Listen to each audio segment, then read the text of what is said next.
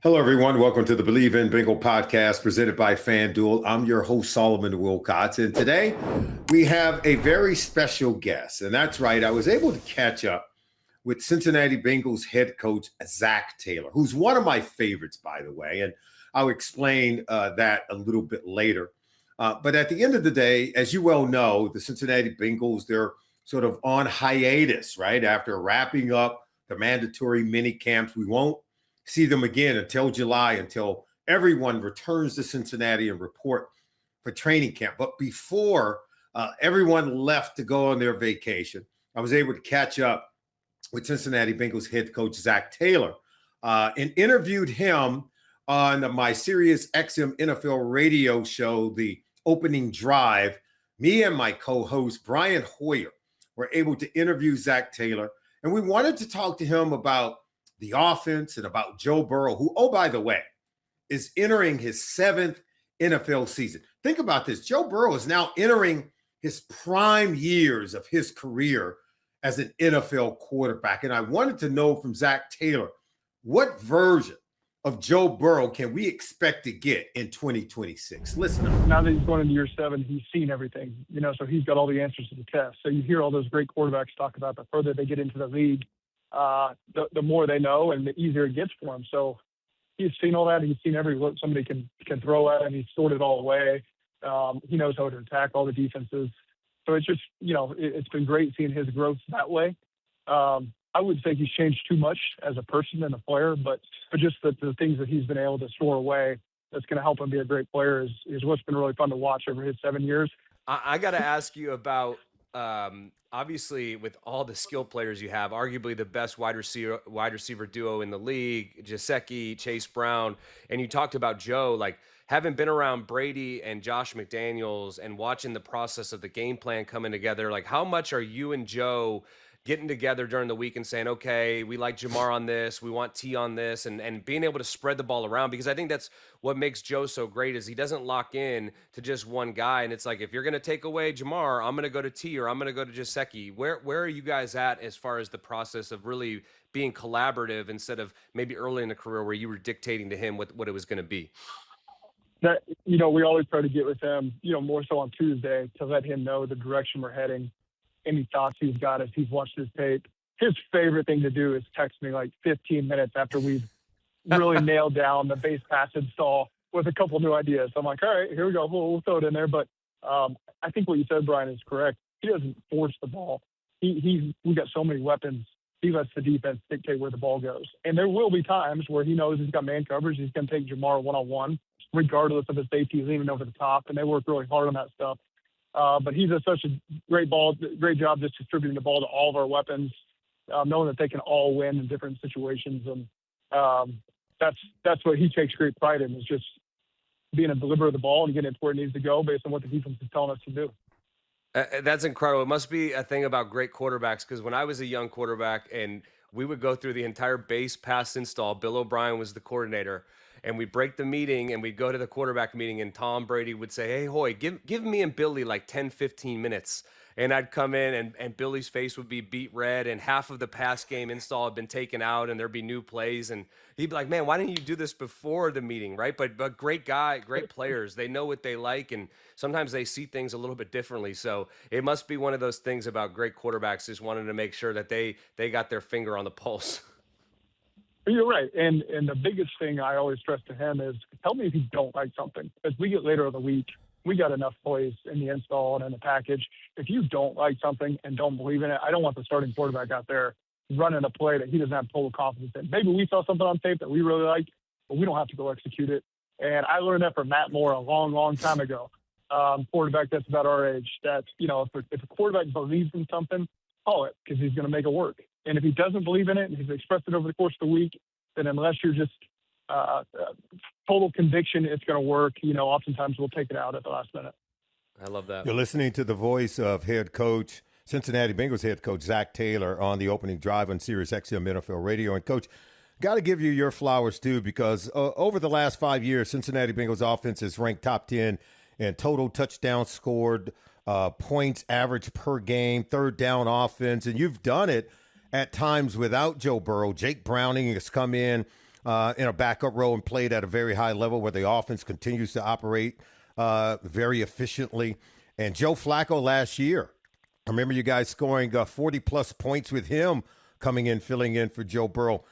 Talk to me about the mindset when you have a backup quarterback and how you're able to tailor it to those guys and still have the offense operate at a very high level. Yeah, well, I think number one, we've got a lot of continuity with our staff on offense. So this thing is really over 8 years, pretty consistent with how we do it, and a lot of the players have been a part of that. So now when the backup quarterback just jumps in there, the rest of the offense around him has a ton of comfort and experience. The coaching staff's got a ton of comfort, experience. They just got to get in there and execute it. And we've been fortunate to have two really quality backup quarterbacks that have been able to win some games for us. Yeah, it's been really incredible to watch, and I'm glad you mentioned continuity, because just a few weeks ago we were talking about the AFC North, and now you're the longest tenured head coach, and all three other teams, new coaches, but it's always been a tough division.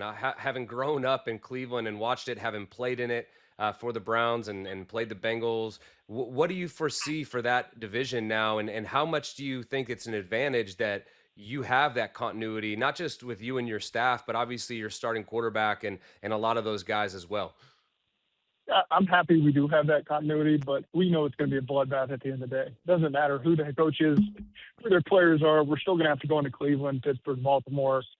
Their fan bases are going to be rabid, and it's never been easy, ever. We've never played a team, whether they're having a great year or a difficult year, and walked into the game and felt like, man, that was really easy when we walked out of there with a win. So we just got to get ourselves ready for it. Control what we can control. Don't worry about what they got going on over there, and find a way to get some divisional wins and get ourselves in the playoffs. Coach, one last question before we let you go. I know you got a flight to catch, but it's very important. I know this is a critical offseason for you guys as you head into 2026. You missed the playoffs for each of the last 3 years. We know that you guys want to make a real big push this upcoming season. Before you let the guys go for their little vacation before we head into training camp, what was the overall arching message as you guys head into this critical season?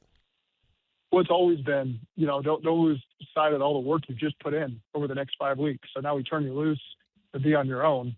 And they've done a great job over this 9-week off-season period, building their bodies up, mentally executing the stuff we ask them to execute. So don't just let that fall by the wayside and show up and start over again. And I think that we have the right veterans that have expressed that to the younger players. I feel like our team chemistry is at an all-time high right now.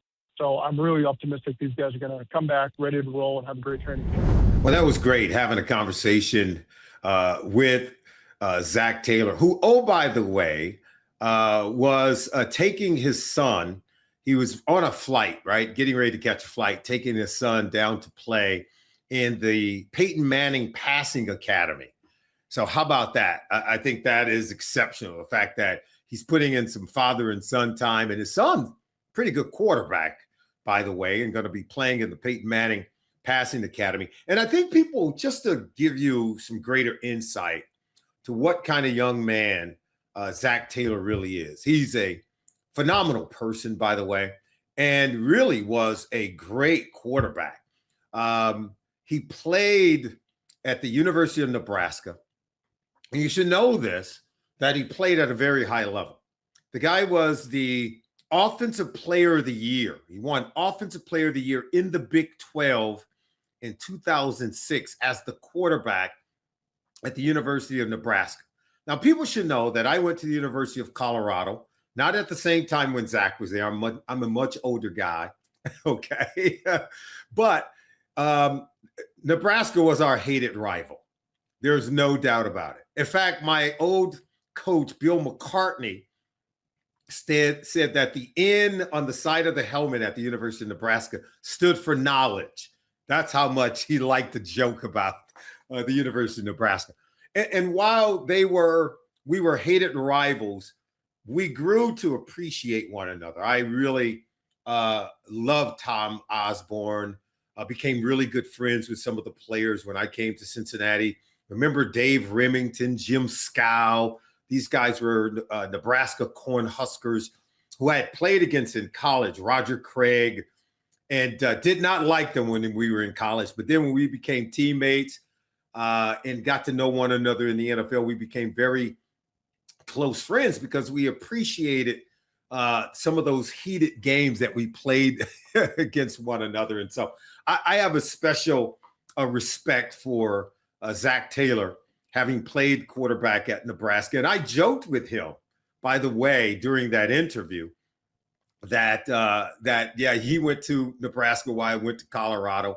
And he said that he had an offer from the University of Colorado, but they had taken the offer off the table at the last minute. And he ended up going to Nebraska and he beat them 2 years when he was the starting quarterback at Nebraska. He beat Colorado handedly while winning the Offensive Player of the Year. So I do think that's one of the scholarships that Colorado took back that they wish they hadn't. Certainly the University of Colorado lived to regret rescinding the offer to one Zac Taylor, who, again, was an exceptional player. And I think that's what people should understand about Zac Taylor. He's a really good coach, and he understands offensive football. And I think he's been a real dynamic coach in the way that he has worked with Joe Burrow throughout his career. People are going to say, oh, well, Joe Burrow is Joe Burrow, just like you would say Tom Brady is Brady and Peyton Manning is Peyton Manning. I'm going to tell you right now, coaching matters in our league, particularly for young quarterbacks when they come into the league. If they're not coached and coached well enough to understand what NFL defenses are doing against them, if they don't have a calm, resonant voice in their ear on NFL Sundays, giving them the plays against different defensive looks, helping them to manage the clock, to get the ball down the field and into the end zone, to not give the ball back to a Patrick Mahomes when Andy Reid is the guy in his ear calling the plays. If you don't have a coach like Zac Taylor, there's no way that you're going to have an offense that over the last 5 years that have ranked top 10 in the NFL in points scored and average points per game and in total touchdowns scored over the last 5 seasons. That's the Cincinnati Bengals offense over the last 5 years, from 2021 through 2025. And you can say, well, that's because we have this great quarterback in Joe Burrow, and you would not be wrong. But what if I told you that a lot of those games were with Jake Browning, that a lot of those games were with Joe Flacco at quarterback? And so what I'm trying to get you to understand is that Cincinnati Bengals have great players on their offense. That's true. They have a Joe Burrow. They have a Jamar Chase, right? They have an Orlando Brown. They have a T. Higgins. They have a Chase Brown. But you can't just roll the ball out there and say, hey, guys, have at it. If you don't have a Zac Taylor designing the offense, dialing up plays on NFL Sunday to help an offense be consistently productive game in and game out, year in and year out, you're not going to back-to-back AFC title games. You're not winning enough games to have a quarterback that should be mentioned as an MVP player like he was at the end of the 2024 season. And Zac Taylor knows they've got to win more games to be in the playoffs. But everybody in the room knows that is really dependent upon the other side of the ball living up to their promise, because the team did go out and spend enough money to improve a defense, to add 4 new starters on the defense. Al Golden now I think he has what he needs to improve a defense. And if our defense ranks middle of the league, if not top 10, Cincinnati Bengals, I think, are contending for a Super Bowl. And that's the expectation in 2024. But I want everybody to know that Solomon Wilcots stands strongly behind who we have as a head coach. I stand strongly behind Zac Taylor as a head coach because I think he does his job, and I think he does his job well. And I've watched him beat the LA Rams and Sean McVay, his former boss, right?